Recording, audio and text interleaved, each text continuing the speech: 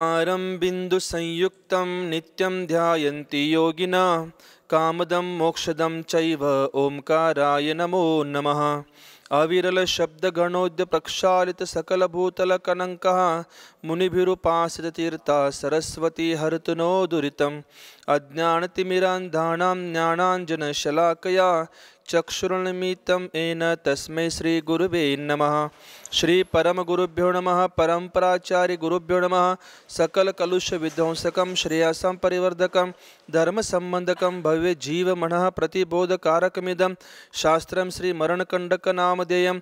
अस्य मूल ग्रंथकर्तार श्री सर्वज्ञ देव स्तुत ग्रंथकर्तार श्री गणधर देवः प्रतिगणधर देवा तेषां वचनानुसारमा साध्यं पूज्य श्री आचार्य अमितगति स्वामिना विरचितम् इदं शास्त्रं श्रोतार सावधानतया शृण्वन्तु। मंगलम भगवान वीरो मंगलम गौतमो गणी मंगलम कुंदकुंदाद्यो जैन धर्मोस्तु मंगलम सर्वमंगल मांगल्यम सर्वकल्याणकारकम प्रधानां सर्वधर्माणां जैनं जयतु शासनं। वंदे विद्यासागरं वंदे सन्मतिसागरं वंदे चंद्रप्रभसागरम्। सिद्धान्नत्वारदासिश्च चतुराराधनाफलं क्रमेणाहं ध्रुवं वक्षे स्वस्वरूपोपलब्धये। पंच परमेष्टि भगवान की, चौबीसों भगवान की, द्वादशांग जनवानी माता की, आचार्य भगवान अमितगति स्वामी महामुनिराज की, परम पूज्य चारित्र चक्रवर्ती 20वीं सदी के प्रथमाचार्य शांति सागर जी मुनि महाराज की, संत शिरोमणि आचार्य भगवान श्री विद्यासागर जी मुनि महाराज की, शांतमूर्ति वात्सल रत्नाकर आचार्य भगवान श्री सन्मति सागर जी मुनि महाराज की, युवा सम्राट क्रांति रत्न आचार्य भगवान श्री चंद्रप्रभ सागर जी मुनि महाराज की, अहिंसामय विश्व धर्म की, आज की आनंद की।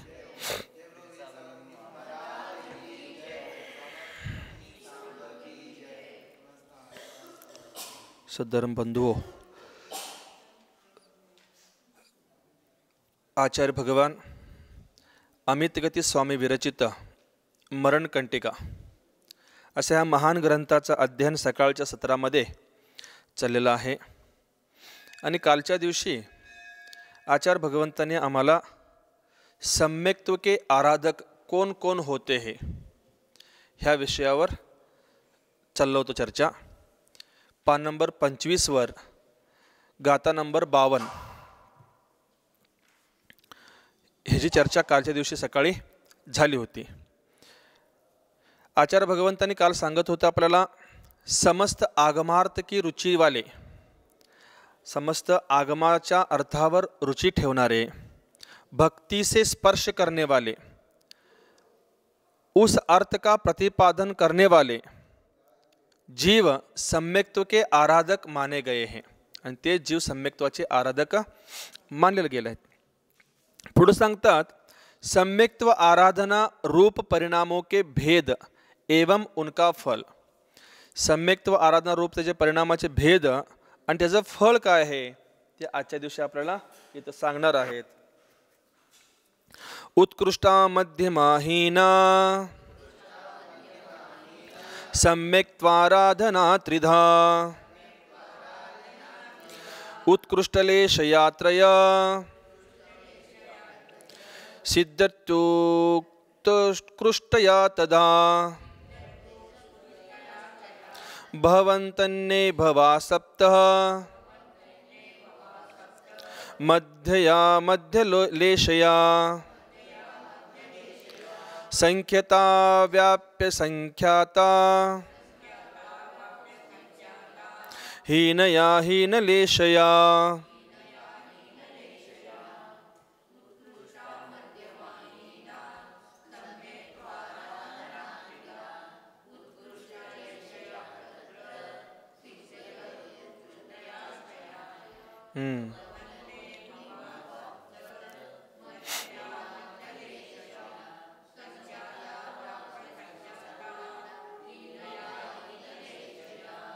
उत्कृष्ट, मध्यम और जघन्य के भेद से सम्यक्त्व आराधना 3 प्रकार की है।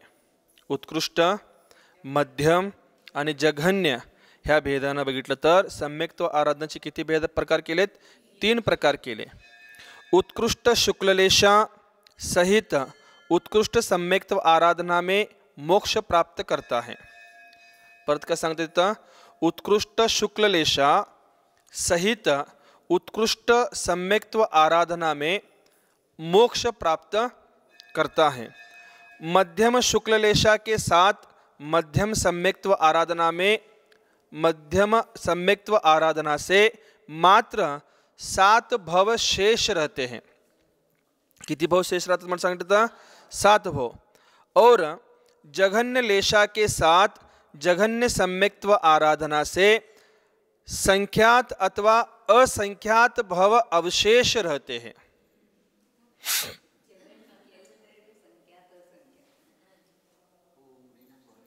म्हणून सांगितले तर उत्कृष्ट त्याच भवात, मध्यम 7 भवात आणि जघन्य संख्यात अथवा असंख्यात असे असे आपले काय राहते तिथं शिल्लक भव रहतात. समझ में आ रहा है? क्या बता यहाँ पर?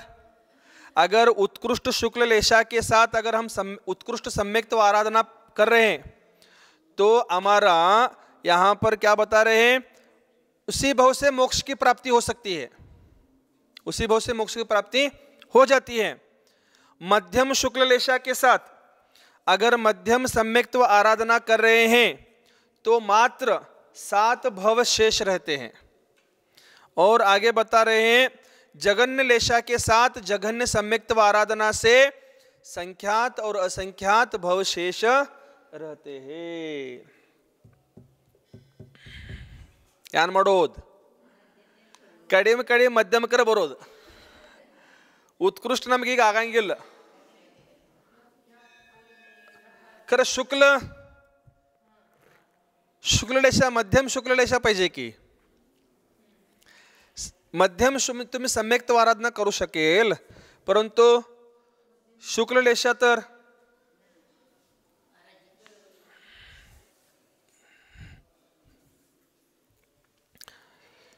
शुक्ललेशाचे गुणस्थान काय काय आहेत?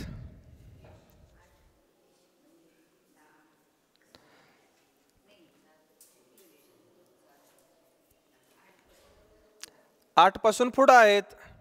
शुक्ललेशाचे गुणस्थान काय आहेत?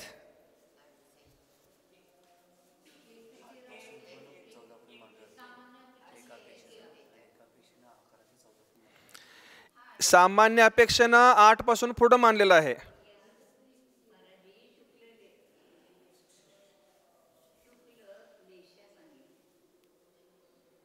शुक्ललेशा सहित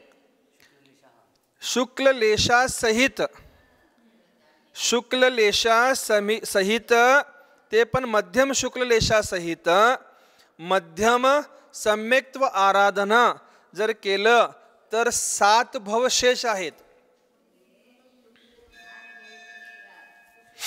लेशा सांगाले तुम्हाला 1 पासून 14 पर्यंत. आता मध्यम अवस्था मधले घ्या, कुठले घेताय?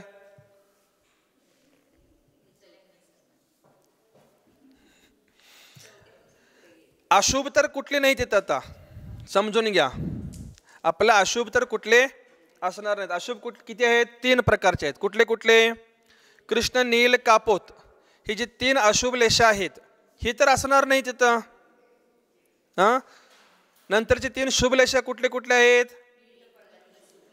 पीत पण नको, आता पद्म घ्या मध्यम मधलं. पद्मचं गुणस्थान किती आहे? पद्मलेशाचं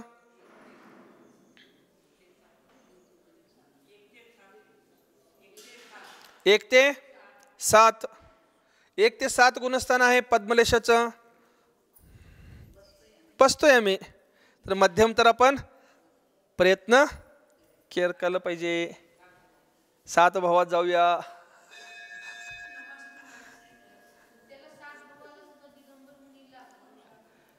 एक ते 7 म्हटलं, 5व्यात तर बसू शकतो आपण. कुठं? तुम्ही 5व्यात तर बसू शकताय, आम्ही 6व्यात तर बसू शकतो.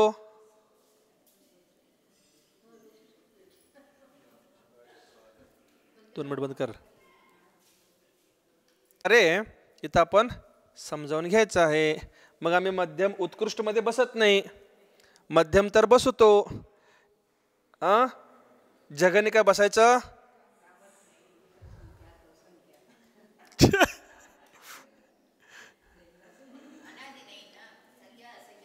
हाँ, गिनती में तो है, संख्यात में गिनती में तो है. बहुत होशियार है आप.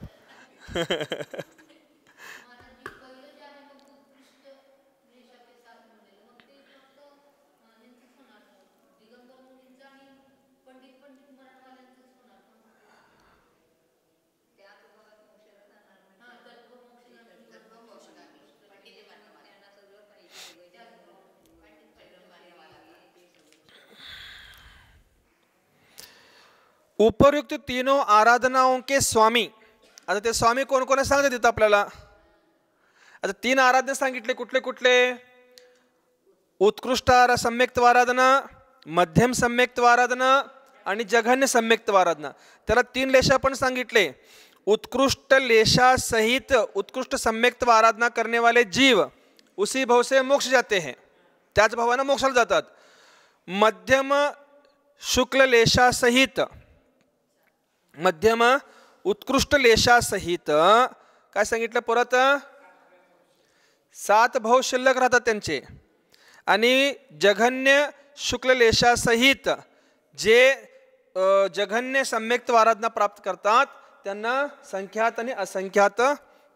आता स्वामी कोण कोण आहेत आता बघायचं आपण खालच्या श्लोकामध्ये. तत्र केवलीनो वर्या मध्यासाशेष सदृशाम असंयतस्य सदृष्टेर्हीनम संक्लिष्ट चेतसः.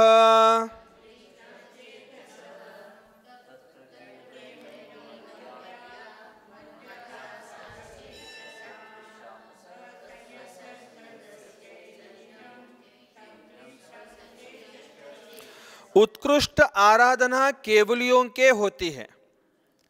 मग सांगितल्या प्रकार उत्कृष्ट आराधना कुणाचं होतं? केवली भगवंतांचं होतं. मध्यम आराधना देश चारित्र एवं सकल चारित्र युक्त. कुठलं सांगितलंय? मध्यम आराधना देश चारित्र आणि सकल चारित्र. म्हणजे तुम्ही पण बसताय, आम्ही पण बसतोय. शेष सम्यक दृष्टियों के होती है. और जघन्य सम्यक्त्व आराधना संक्लेश परिणाम वाले अवरती सम्यक दृष्टियों के होती है. आणि जे शेवटचं जे जघन्य सम्यक्त्व आराधना जे आहे ते संक्लेश परिणाम वाले, जे संक्लेश परिणाम वाले अवरती म्हणजे अविरत सम्यक दृष्टी जे जीव आहेत त्यांचं होतं असं समजून घ्यायला पाहिजे. तर कुठलं मत अविरत सम्यक दृष्टी ಅಂದ್ರೆ ಯಾರ? इन असंयमीनं लागली. अविरत सम्यक दृष्टी म्हणजे कोण?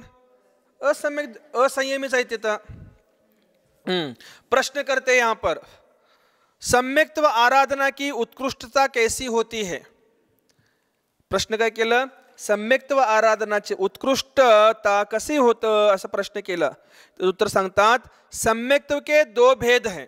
सम्यक्त्वचे किती भेद केले? 2 भेद केले. कुठले कुठले? सराग सम्यक्त्व आणि वितराग सम्यक्त्व. सराग सम्यक्त्व आणि वितराग सम्यक्त्व असे 2 भेद केले. राग के 2 भेद हैं आणि राग मध्ये आणि 2 भेद केले. प्रशस्त राग तथा अप्रशस्त राग. प्रशस्त राग आणि अप्रशस्त राग. आम्ही पंचपरमेष्ठींच्यावर राग करतो की नाही? मग ते प्रशस्त आहे अप्रशस्त आहे? प्रशस्त राग आहे. आणि संसारांच्यावर राग, हे माझा शिष्य, हा माझा भक्त, हे अप्रशस्त आहे. हेच आहे का पुढं? हाँ, अरहंत सिद्ध आदि पंच परमेष्ठी एवं उनके गुणों में आगम में चैत्य चैत्यालय आदि में होने वाला अनुराग प्रशस्त राग है. हे सगळे काय आहेत? प्रशस्त राग आहेत. अप्रशस्त राग के 2 भेद हैं आणि अप्रशस्त रागामध्ये पण काय केले? 2 भेद केले. पुन्हा एक तो मन को प्रिय लगने वाले इंद्रिय विषयों में होने वाला राग. पहिला कुठलं सांगितलं? मनाला प्रशस्त, मनाला प्रिय लागणारं इंद्रिय विषयाबद्दल जे राग आहे ते. आणि दुसरा मिथ्या देवो में, मिथ्या देवामध्ये, उनके सिद्धांतों में, त्यांच्या सिद्धांतामध्ये, उनके द्वारा दर्शाए गए मार्ग में, त्यांनी सांगितलेल्या त्या मार्गामध्ये, एवं उनके अनुयायियों में प्रवर्तमान राग दृष्टी राग है. हे सगळे काय आहेत? अप्रशस्त आहेत. आणि अप्रशस्त मध्ये दोन प्रकार सांगितलं. जे मनाला प्रिय लागणारा जे आहे इंद्रिय विषय जे आहे ते पण अप्रशस्त आहे. आणि नंतर मिथ्या देवांच्या मध्ये, त्यांच्या सिद्धांतामध्ये त्यांनी सांगून गेले त्या मार्गामध्ये, त्यांच्या अनुयायामध्ये जे राग आहे ते सगळं अप्रशस्त राग आहे, मिथ्या राग आहे म्हणून समजून घ्यायला पाहिजे असं म्हणतात येतं. इनमें से प्रशस्त राग सहित जीवों का श्रद्धान सराग सम्यक दर्शन एवं सर्व राग से रहित तथा जिनका मोह और आवरण क्षीण हो गया है उनका श्रद्धान वीतराग सम्यक दर्शन है. उनकी आराधना उत्कृष्ट है. त्यांची आराधना कसे आहे? उत्कृष्ट आहे. अर्थात संपूर्ण राग एवं मल के अभाव से तथा त्रिकालवर्ती पदार्थों के यथार्थ स्वरूप को ग्रहण करने वाले केवल ज्ञान से उस आराधना को उत्कृष्टता प्राप्त होती है. ह्या प्रकारे उत्कृष्टता इथं प्राप्त होत. समजलं काय?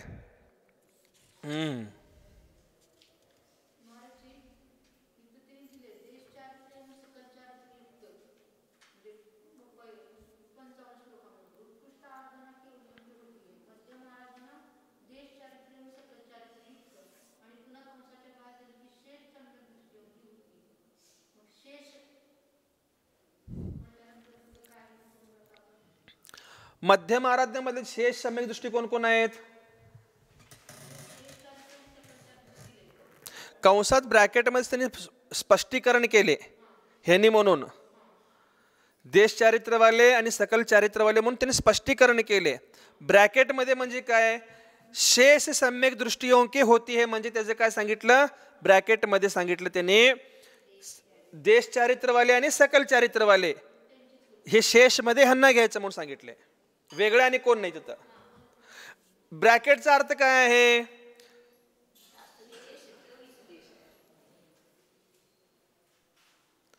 राहुल मामा हे नाव आहे त्यांचं. ब्रॅकेटमध्ये चिंट्या पिंट्या गोट्या मुंट्या म्हणतोय की नाही आपण, तसं ब्रॅकेटमध्ये राहुल मामा म्हणजे कोण असं. माताजी देश चारित्र मधले माताजी, देश चारित्र मधले माताजी आता आले, 5व्या गुणस्थानवाले आले. आता 5व्या गुणस्थानमध्ये कोण फक्त माताजी आहेत काय? नाहीत. तिथं माताजी पण, आरिका माताजी पण येऊ शकतात, शुल्लिका माताजी पण येऊ शकतात, ऐलक महाराज पण येऊ शकतात, शुल्लक महाराज पण येऊ शकतात, प्रतिमाधारी पण येऊ शकतात. हे देश चारित्रवाले. सकल चारित्रमध्ये फक्त दिगंबर म्हणून ते तुम्हाला शेष सम्यक दृष्टियों के म्हणून सांगितल्यावर तिथं ब्रॅकेटमध्ये सांगितलं तुम्हाला असं. अशा ह्या प्रकारे 55 नंबर गाथेची आपण इथं चर्चा केलो. आता 56 नंबरच्या गाथामध्ये आचार्य भगवान तर जघन्य सम्यक्त्व आराधना का महत्व, जघन्य सम्यक्त्व आराधनाचं महत्व काय आहे हे आपल्याला सांगणार आहेत. ते आपण उद्याच्या सत्रामध्ये पाहू. जो महावीर भगवान की जय हो.